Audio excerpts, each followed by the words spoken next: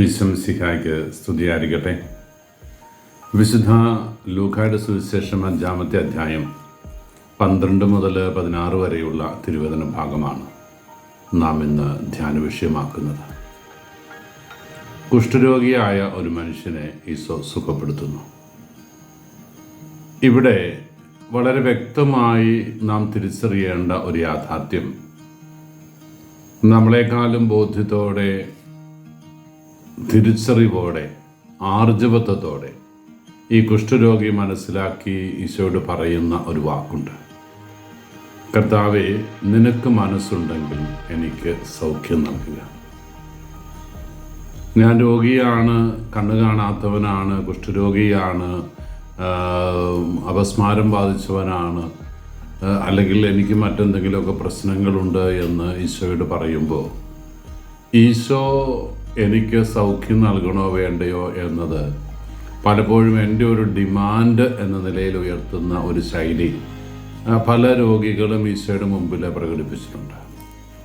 എന്നാൽ എത്രയോ കൃത്യതയോടെ, എത്രയോ മച്യൂറായിട്ടാണ് ഈ കുഷ്ഠരോഗി ഈശോയോട് പറയുന്നത്: കർത്താവ്, ഞാൻ കുഷ്ഠരോഗിയൊക്കെയാണ്, എനിക്ക് സൗഖ്യം നേടണമെന്ന് ആഗ്രഹമൊക്കെ ഉണ്ട്. പക്ഷെ എൻ്റെ സൗഖ്യം നിൻ്റെ മനസ്സിനെ, നിൻ്റെ തീരുമാനത്തെ ആശ്രയിച്ചായിരിക്കുക. നീയാണ് തീരുമാനിക്കേണ്ടത് എനിക്ക് സൗഖ്യം നൽകണോ വേണ്ടയോ.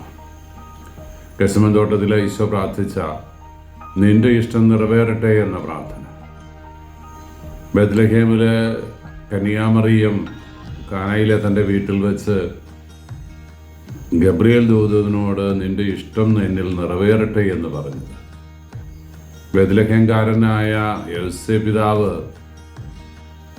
തൻ്റെ സ്വപ്നത്തിൽ ദൈവദൂതൻ്റെ തിരുഹിതത്തിന് കീഴ്വഴങ്ങിയത്, ഇവിടെയൊക്കെ നാം തിരിച്ചറിയുന്നത് എൻ്റെ തീരുമാനമല്ല തമ്പുരാനെ, നിൻ്റെ തീരുമാനം.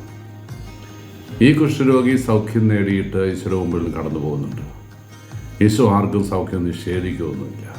ഈശോ ആർക്കും തൻ്റെ കൃപയുടെ അഭിഷേകം തള്ളി മാറ്റില്ല. അത് ഈശോ കൊടുക്കാൻ അർഹതയുള്ളവർക്കെല്ലാം കൊടുക്കും. പക്ഷേ എനിക്ക് വേണം തമ്പുരാനെ എന്ന പിടിവാശി നമുക്ക് വേണ്ടെന്നാണ് വചനം ഓർമ്മിപ്പിക്കുക. നമുക്ക് അവൻ്റെ പാദാന്തികത്തിലിരുന്ന്, ഈശോയെ, എനിക്ക് സുഖം നേട്ടണമെന്ന് നീ ആഗ്രഹിക്കുന്നെങ്കിൽ എനിക്ക് തന്നൂടെ എന്ന് ചോദിക്കാനുള്ള എളിമയും ചെറുതാകലുമൊക്കെ നമുക്കിവിടെ ആവശ്യമുണ്ട്. ഈശോ തൻ്റെ അത്ഭുതം പ്രകടിപ്പിച്ചതിന് ശേഷം ആ അത്ഭുതം നേടിയ കുഷ്ഠരോഗിയോട് പറഞ്ഞു: നീ നിന്നെ തന്നെ പുരോഹിതന്മാർക്ക് കാണിച്ചു കൊടുക്കുക.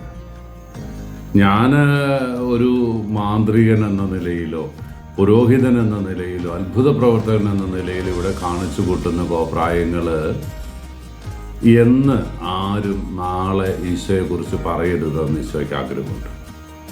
തന്നെയല്ല, കുഷ്ഠൻ രോഗം മാറിയ ഒരു വ്യക്തി ദേവാലയത്തിലെ പുരോഹിതന്മാർ സാക്ഷ്യപ്പെടുത്തുമ്പോഴാണ് കുഷ്ഠരോഗം മാറിയതായിട്ട് ഔപചാരികമായിട്ട് പ്രഖ്യാപിക്കപ്പെടുക. അതുകൊണ്ട് നീ ഫോർമലായിട്ട് ചെയ്യേണ്ട കാര്യങ്ങളൊക്കെ പോയി ചെയ്യും. ഞാൻ ദൈവപുത്രനാണ് സുഖപ്പെടുത്തിയത്, ഒരു സാക്ഷ്യം നമുക്ക് ആവശ്യമില്ല, നീ ധൈര്യമായിട്ട് ഇറങ്ങിപ്പോക്കോ എന്നല്ല ഈശോ പറയുന്നത്. ഈശോ പറഞ്ഞു, പുരോഹിതന് നിന്നെ കാണിച്ചു കൊടുക്കണം. നീ ഇതേപ്പറ്റി ആരോടും പറയരുത്. പബ്ലിസിറ്റി ആഗ്രഹിക്കാത്ത ഈശോ. പക്ഷേ ഈശോയുടെ കീർത്തി ചുറ്റുപാടുമെല്ലാം വ്യാപിച്ചപ്പോൾ, അനേകർ ഈശോയെ തേടി വരുന്ന ഇട വന്നപ്പോൾ അവന് വചനപ്രഘോഷണം പോലും അസ്വസ്ഥമായി തീരുന്ന സാഹചര്യത്തിലാണ് വിജനതയിലേക്ക് പിന്മാറി പ്രാർത്ഥനയിലെ തിരുവഴിക്കുന്ന ഈശോയെ നമ്മൾ കാണുന്നത്. ജാടയുടെ മുമ്പിൽ, മറ്റുള്ളവരുടെ മുമ്പിൽ കാണിക്കുന്ന പ്രകടനപരതയുടെ മുമ്പിൽ ഈശോ നമുക്കൊരു മാതൃകയാണ്. പലരും ഇതിനെല്ലാം അപ്പുറത്ത് ഞാൻ ആരോ ആണെന്ന് കാണിക്കാൻ, ഞാൻ വലിയ പുള്ളിയാണെന്ന് പ്രഖ്യാപിക്കാൻ വേണ്ടിയിട്ട് കാണിക്കുന്ന ചില തെറ്റായ രീതികൾ, ശൈലികൾ വചനപ്രഘോഷയുടെ ഇടയിൽ പോലും ഉണ്ടത് എന്നത് വേദനാജനകമാണ്. പ്രിയപ്പെട്ടവരെ, നമ്മുടെ ജീവിതത്തിൽ അങ്ങനെ ഉണ്ടാകാതിരിക്കട്ടെ.